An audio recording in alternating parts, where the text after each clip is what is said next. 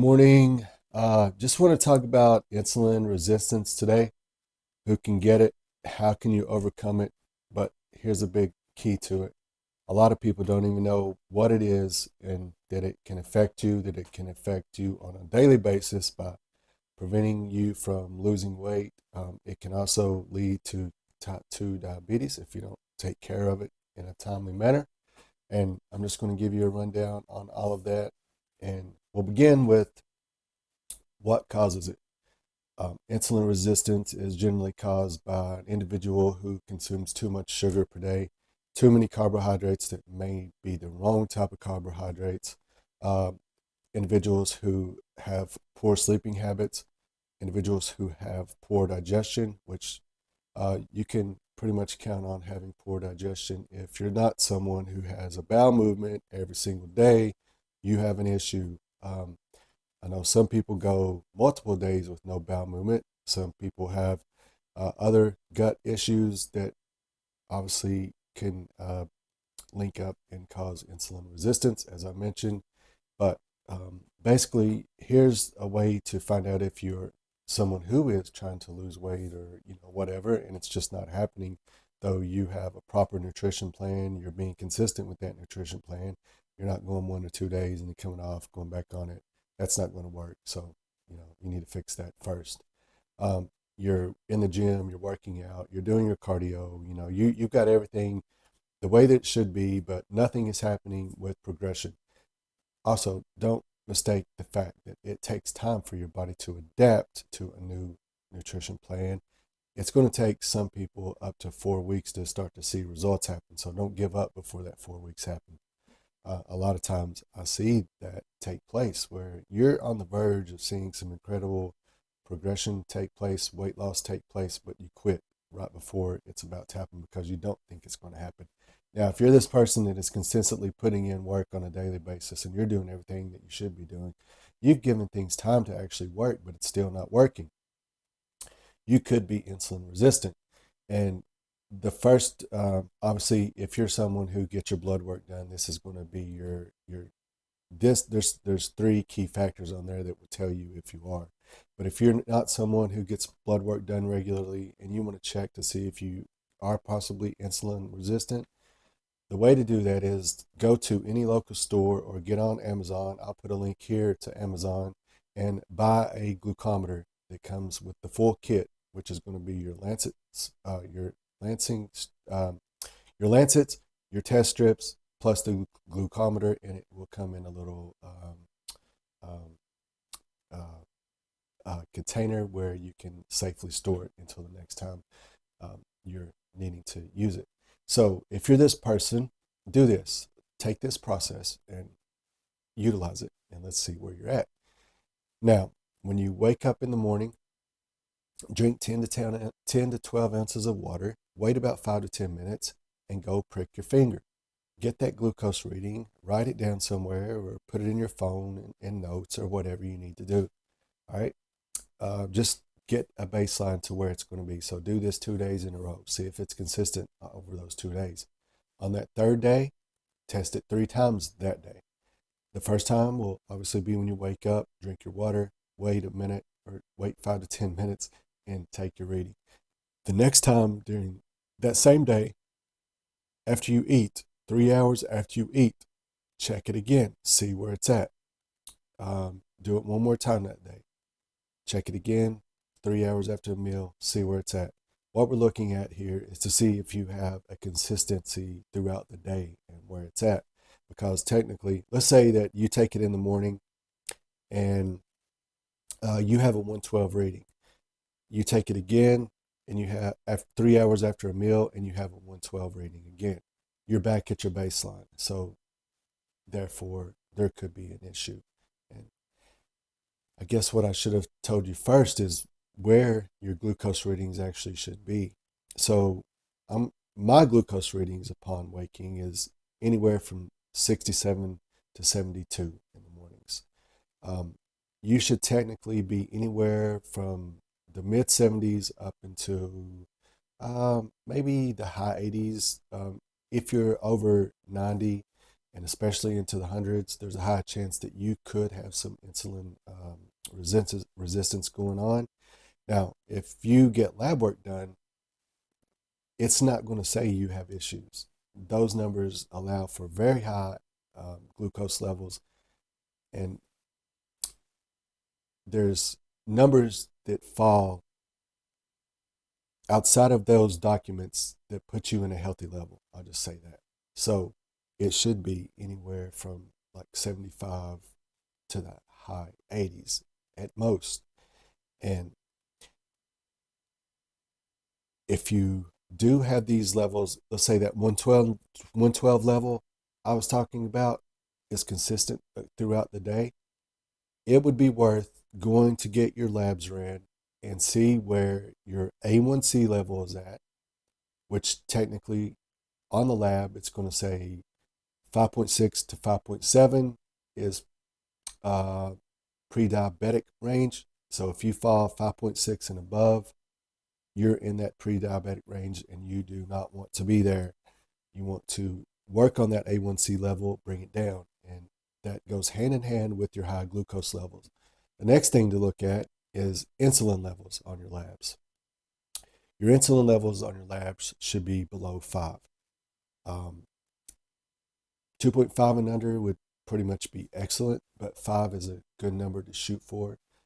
If it's at 5, you know, there's not much to worry about there unless your A1C and your glucose are high. But if you have an insulin level of 10, A1C level of 5.7, 5.8, and then a glucose level of 112, you've got some insulin sensitivity issues going on there. So how do you fix it? How do you stop yourself from going?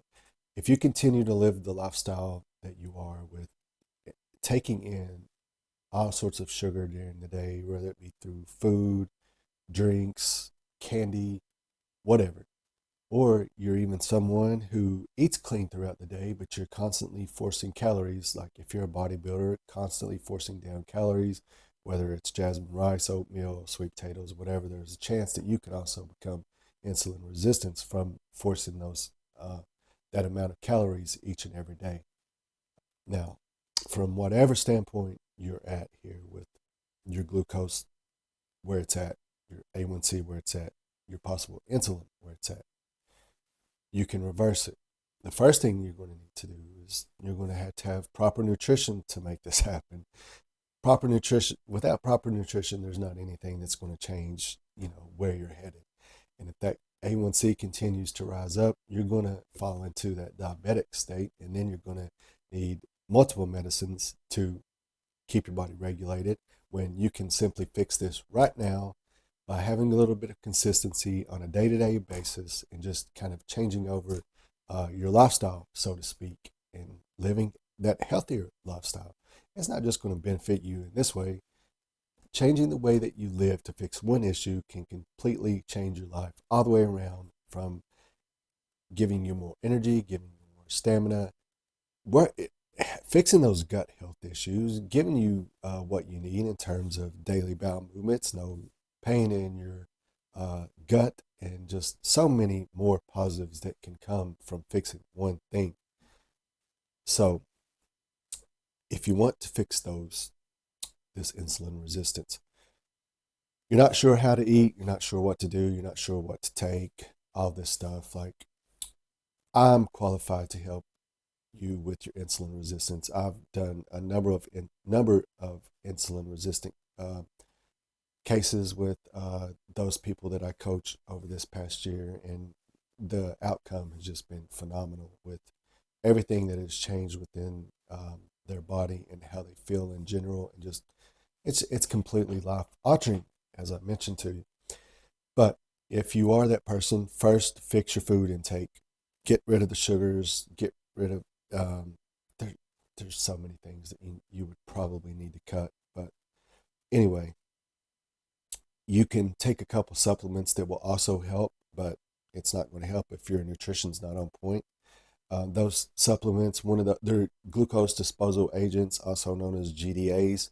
One of those is berberine HCl. It's one of the best on the market. You could take 500 milligrams up to 1,500 milligrams per day of that. And it would be spread out over the course of the day. You take it 20 minutes before a high carb intake. But if that doesn't work, there's other routes that we could go in terms of when should you take this throughout the day. Another good one is just ALA. That's a great glucose disposal agent. And as I mentioned, there's a couple more out there, but you're looking for a GDA. Now, I'm going to flip the script a little bit and talk about something else this could be if it's not, in fact, insulin resistance, but your fasting glucose level is still 112. All right, so you check your fasted glucose in the morning, it's 112. Check it 3 hours after a meal. Now, this time it's actually lower than 112. You're sitting on 95 now, opposed to 112. This is what's called dawn phenomenon. So you wake up with that high glucose level, but it drops down as the day goes on. And what this is, excuse me, it's not insulin related, it's cortisol related. So if you're someone that's living a high stress lifestyle and your glucose levels are severely elevated in the morning, but they drop down as the day goes on, you have dawn phenomenon. So you need to focus more on bringing your stress levels down, because when those stress levels rise up, your cortisol goes through the roof. And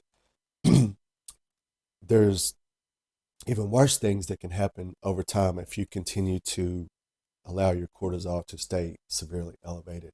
But that's a different story for a different day. So dawn phenomenon, work on your stress levels, work on bringing that cortisol down. You can drop your cortisol down. You can take ashwagandha. That kind of can help relieve a little bit of stress. Nevethics.com, look at Cordy's. That can bring your cortisol levels down a little bit. But again, you need to work on those high stress levels. I have reels on Instagram where I talk about ways that you can potentially bring down your stress levels. And stress levels, they wreak havoc on your life in so many ways. But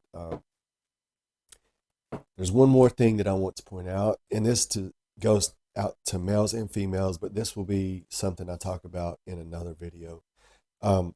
If you are consistent with everything that I talked about for nutrition, training, cardio, or even just nutrition alone, and you're not seeing progress happen, females, if you have a good glucose level, A1C level, and so on.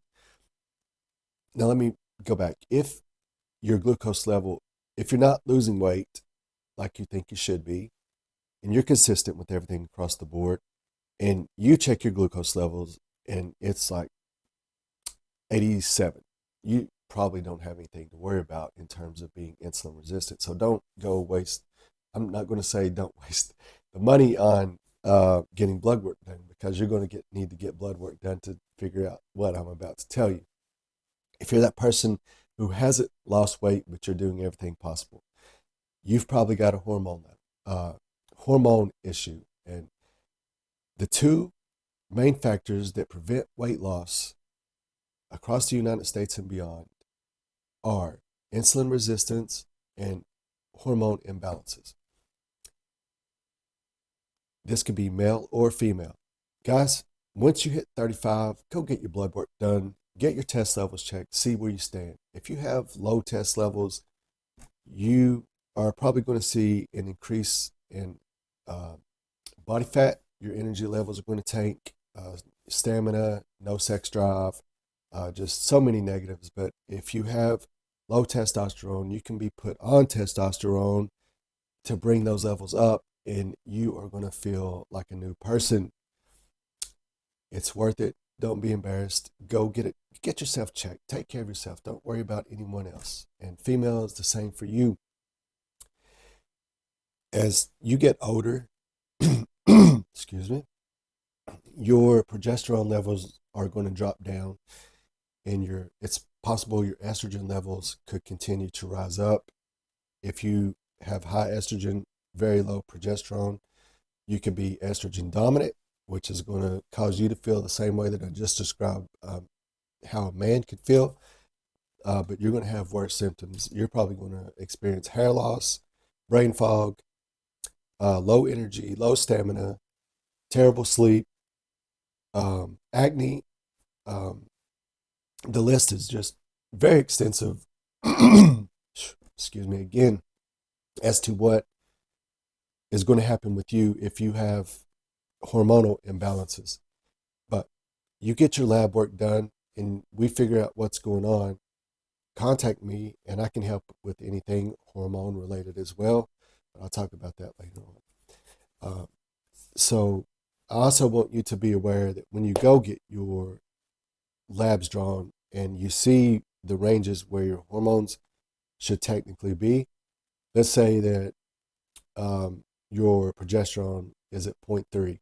That lab is going to say you're okay, but your progesterone is actually tanked, which you need to bring it up. And like I said, I can help you bring it up. If your progesterone is zero point 0.3 and your estrogen is sitting at 150, you're estrogen dominant. So you're going to be feeling like pure hell. But we can bring that estrogen down. We can pull that progesterone up and get things lined out. But if you have questions on this or you need me to read your labs, let me know. I can do it for a very low price. I can help you through anything from PCOS, post-birth control syndrome, hypothalamic amenorrhea, insulin resistance, as we talked about, gut health issues such as SIBO and beyond, just general weight loss restriction in general. You can't lose weight. You don't know why. We can get you lined out. But I just wanted to take the time to say thank you for watching this video. I hope that it has been informative and not too confusing. If anyone has any questions on insulin resistance and you need more info on what it is, or you need help, just trying to figure out how do you determine if you are insulin resistant, contact me and I will tell you the steps again and help you get things figured out. But it's not worth living the life where you feel awful all the time. Changing around your nutrition isn't as hard as you think. It sometimes can take a little adapting, but once you get adapted to the lifestyle, like it's a really nice reward. How you will feel. You'll feel revived and just take the chance and do it one time. If you're that person who always says, I'm going to do this and this and this year and get my health into a better spot. But honestly, if you have those insulin resistance issues or hormonal issues, there's nothing that's going to fix that. No medicine, no prescriptions, nothing. It's going to be you taking the turn and changing around, as I keep saying, your lifestyle. But anyway, thank you guys for watching this. Hope everyone has had a great start to your 2024. And I hope that all of you that are looking to lose weight this year, you stay committed to your process and you do whatever necessary to make that happen. But for now, thank you very much. I appreciate all of you. Have a great day.